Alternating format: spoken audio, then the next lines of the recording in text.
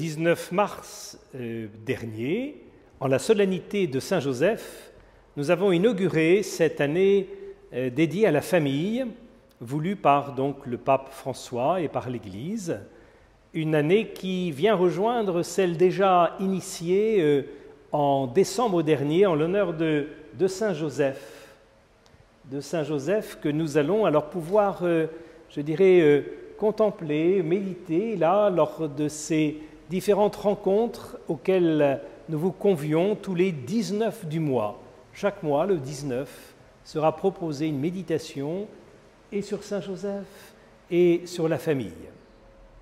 Alors ce projet sympathique rejoint d'autant plus la mission et le charisme de notre sanctuaire d'Alençon, dédié aux familles, dédié à la famille de Saint-Louis et de Sainte-Zélie, à la famille Martin. Ça rejoint effectivement profondément ce charisme.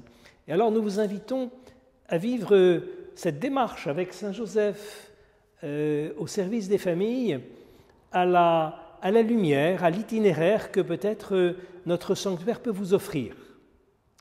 Et nous allons commencer pour cette première étape sur le terrain, marchant, mettant nos pas dans ceux de la famille Martin. Nous allons commencer par un lieu peu connu de ce sanctuaire, qui est une chapelle dédiée rien moins qu'à la maison de la Sainte Famille à Nazareth. La chapelle Notre-Dame de Nazareth ou Notre-Dame de Lorette. Nous vous invitons à aller la découvrir.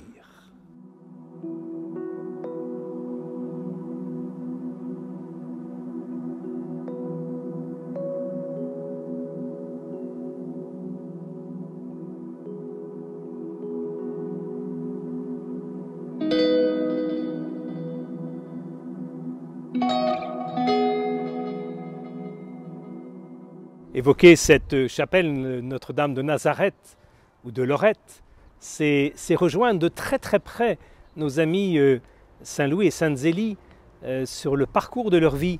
Il se trouve que Louis Martin a habité ce quartier où nous sommes et il a même habité avec ses parents. Leur dernière maison dans ce quartier était quasiment en face de cette chapelle, vous voyez.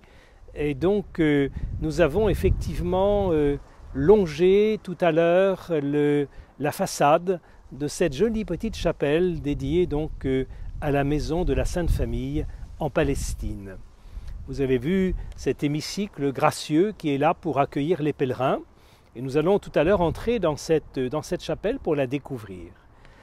Ce qu'il faut savoir, c'est qu'elle a été marquante effectivement aussi pour la famille Martin parce que Louis venait dans ce quartier régulièrement sur un site précédant celui-ci, dans des bâtiments plus anciens que cela, retrouver ce qu'on appelait le cercle vital romé, un cercle donc de chrétiens qui se retrouvaient une douzaine d'amis profonds pour à la fois partager l'amitié et puis réfléchir à comment être chrétien dans le temps qui était le leur, comment être chrétien dans la société qui était le leur, comment être chrétien enraciné dans la prière. Et nous savons que Louis aimait aller rejoindre le groupe des adorateurs nocturnes, enracinés dans la prière, en famille aussi, enracinés aussi dans une société à servir.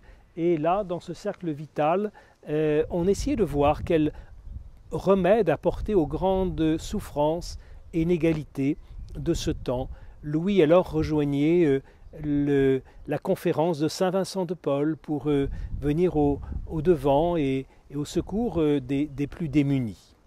Donc vous voyez, c'était dans ce lien profond entre prière et engagement qu'il vivait là, dans ce quartier de la ville d'Alençon, cet enracinement. Ayant évoqué la place que cette chapelle peut avoir dans la famille Martin, et nous y reviendrons peut-être par d'autres traits, il est intéressant de se souvenir de son origine. Son origine, c'est un prêtre, Louis Sevin, un prêtre de la région d'Alençon qui avait fait ce rêve de construire une copie de la maison de la Sainte Famille de Nazareth telle qu'elle est gardée comme une icône en Italie, à Lorette, depuis ce jour, dit l'histoire, dit la tradition, où les anges auraient, face à la conquête musulmane qui pénétrait en Palestine, transporté eux-mêmes la maison de la Sainte Famille de Nazareth jusque en Italie.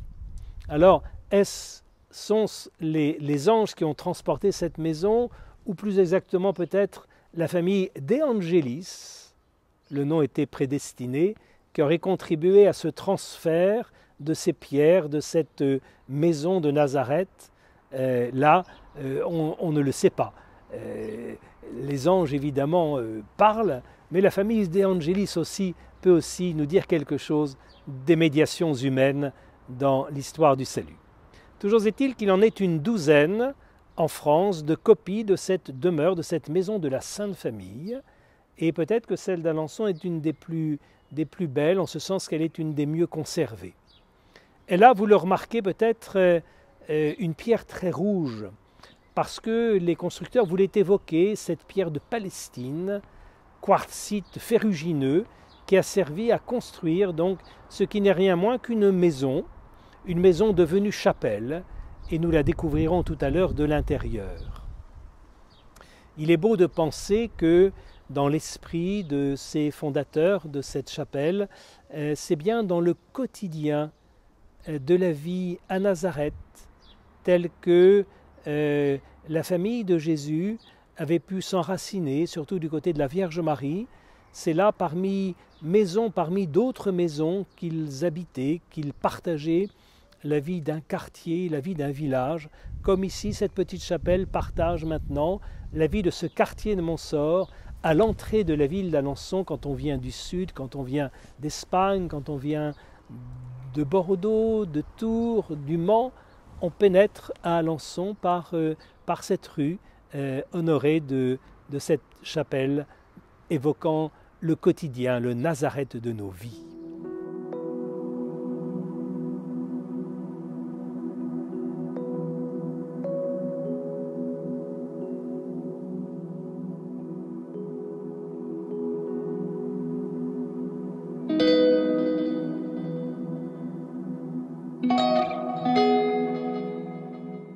Voilà, en entrant dans cette chapelle de Lorette, nous aimons nous mettre en présence non pas du Seigneur, parce que le Saint-Sacrement n'y est pas gardé, mais si en présence du Seigneur dans notre cœur, et évoquer ce lieu qui reprend la forme d'une maison palestinienne.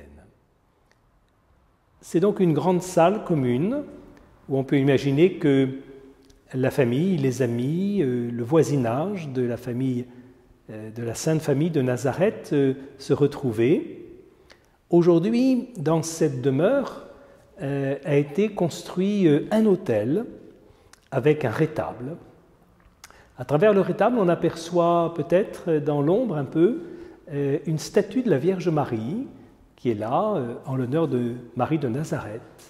Et puis on aperçoit aussi sur l'autel cette statue de Saint Joseph qui est là aussi pour nous accueillir. Il y a quelque chose de très fort dans ce qui est devant nos yeux. Il y a le fait que cette maison, qui est un lieu de la vie ordinaire de tous les jours, est devenue une chapelle, rien moins que le lieu où l'on peut y compris célébrer l'Eucharistie, parce que dans ce grand mystère de l'incarnation de Jésus, de cette venue de Dieu au cœur de notre existence, le Seigneur en habite tous les aspects, y compris de la vie la plus quotidienne, au point que tout prend par sa présence et à sa lumière un caractère sacré, tellement sacré que le quotidien devient et profondément sacré aux yeux de la foi quand il est habité par cette présence du Seigneur. Le rapport entre le profane et le sacré est complètement modifié dans l'histoire des hommes de par cette venue du Christ parmi nous ayant habité Nazareth. Et l'on n'en finit pas de se nourrir de cette spiritualité du quotidien telle qu'elle est manifestée à travers le mystère de Nazareth. Cette contemplation du mystère de l'incarnation, elle nous est proposée tout simplement à travers les vitraux que nous découvrons.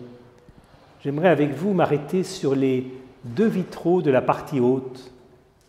Le premier qui évoque en ce lieu, et nous y reviendrons dans notre contemplation des 19 du mois à venir, évoque cet aspect de la vie quotidienne de la Vierge Marie dans sa demeure, dans sa maison, non pas comme quelquefois on le représente, même souvent en train de s'occuper des tâches ménagères, y compris du ménage de la maison, lorsque l'ange Gabriel vient la rencontrer. Là, elle fait partie plutôt de ces scènes qui nous la représentent dans sa prière quotidienne. Marie méditant déjà la parole de Dieu, la faisant repasser dans son cœur à l'heure où l'ange vient la visiter pour l'Annonciation que nous contemplerons plus profondément. Mais c'est bien au cœur de la prière de Marie que le Seigneur vient rejoindre donc l'histoire des hommes, tout comme c'est sur le vitrail à droite dans le travail quotidien de Saint Joseph, ici profondément honoré également, travail quotidien de l'enfant Jésus ayant grandi, apprenant à maîtriser ce beau travail du bois, du charpentier qui était son père adoptif. Tandis que Marie vaque aussi à ses tâches ménagères de maîtresse de maison, nous la voyons assise à son travail elle-même. Vous voyez, c'est au cœur de cette vie extrêmement quotidienne que nous conduit ce sanctuaire, cette petite chapelle de Notre-Dame de Nazareth, ce sanctuaire de la Sainte Famille. Et j'aimerais, pour terminer cette méditation d'aujourd'hui, d'une part évoquer cette belle réflexion de notre ancien évêque de Sées, Monseigneur Boulanger, dans un ouvrage qu'il consacre précisément au chemin de Nazareth, spiritualité au quotidien. Il dit ceci, que lors d'une retraite, il prêchait, une dame est arrivée en disant « Vous n'allez quand même pas me faire croire que ma pile de repassage, qui attend là depuis plusieurs jours, peut avoir un sens au niveau de la vie chrétienne. » On a quelquefois un regard négatif sur des choses de notre quotidien qui nous paraissent tellement banales et dont on ne voit même plus le sens. Et alors, Monseigneur Boulanger poursuit la réflexion de cette dame. Quand je fais la catéchèse aux enfants, quand je prends un temps pour la prière, quand je partage avec les plus démunis, je vis l'Évangile. Mais ma pile de repassage et tout le reste, ne m'en parlez pas. Comme si, effectivement, ces tâches quotidiennes ne pouvaient pas entrer dans la lumière de l'Évangile. Et alors, Monseigneur Boulanger dit ceci, depuis toujours, nous croyons que Dieu est présent dans l'exceptionnel, le grandiose, le spectaculaire. Or, voici qu'il est venu partager notre vie la plus ordinaire pour nous montrer que l'existence d'un être humain est une histoire sainte. Avec la venue de Jésus à Nazareth, nous découvrons un nouveau visage de Dieu, une nouvelle forme de sa présence au cœur du monde. C'est dans cette dynamique que le pape François introduit sa méditation de la vie de Saint Joseph. Après en avoir montré les facettes telles qu'elles sont révélées dans les 2 évangiles de Saint Matthieu et de Saint Luc, il nous montre dans cette humilité de Saint Joseph, dans ce quotidien de son existence, précisément la pertinence de son témoignage. Et il le fait, vous voyez, dans sa lettre qu'il nous adresse en cette année dédiée à Saint Joseph, Patris Corde, à l'occasion du 150e anniversaire de la déclaration de Saint Joseph comme patron de l'Église universelle. Il nous dit ceci. Au cours de ces mois de pandémie, durant lesquels nous avons expérimenté en pleine crise qui nous frappe que nos vies sont tissées et soutenues par des personnes ordinaires, souvent oubliées, qui ne font pas la une des journaux et des revues, ni n'apparaissent dans les grands défilés des derniers shows, mais qui, sans aucun doute, sont en train d'écrire aujourd'hui des événements décisifs de notre histoire. Et il ajoute que de pères, de mères, de grands-pères, de grands-mères, que d'enseignants montrent à nos enfants, par des gestes simples et quotidiens, comment affronter et traverser une crise en réadaptant les habitudes et en levant le regard et en stimulant la prière. Et il conclut: nous pouvons tous trouver en Saint Joseph l'homme qui passe inaperçu, l'homme de la présence quotidienne, discrète et cachée, un intercesseur, un soutien et un guide dans les moments de difficulté. Saint Joseph nous rappelle que tous ceux qui apparemment sont cachés ou en deuxième ligne jouent un rôle inégalé dans l'histoire du salut. À eux tous, une parole de reconnaissance et de gratitude est adressée. Saint Joseph, patron de ces saints du quotidien, comme ont su l'être Saint Louis et Sainte Zélie, dans leur vie conjugale, dans leur vie familiale, et comme nous sommes appelés dans cette vie conjugale à l'être nous aussi, ou dans cette vie familiale, à l'être nous aussi. Nous sommes maintenant conduits à aller tout simplement nous mettre en présence de Saint Joseph pour le prier et lui demander qu'il intercède pour toutes nos familles.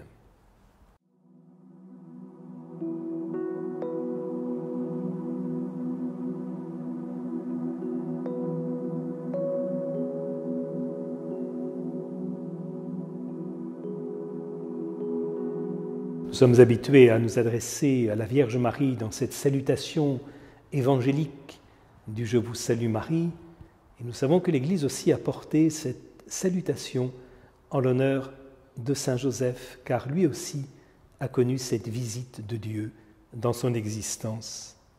Alors je vous invite à conclure cette première méditation sur les pas de Saint Joseph à travers le sanctuaire d'Alençon en priant ces mots. Je vous salue, Joseph, vous que la grâce divine a comblé. Le Sauveur a reposé entre vos bras et grandi sous vos yeux. Vous êtes béni entre tous les hommes, et Jésus, l'enfant divin de votre virginale épouse, est béni. Saint Joseph, donné pour Père au Fils de Dieu, priez pour nous dans nos soucis de famille, de santé et de travail, jusqu'à nos derniers jours, et daignez nous secourir à l'heure de notre mort. Amen.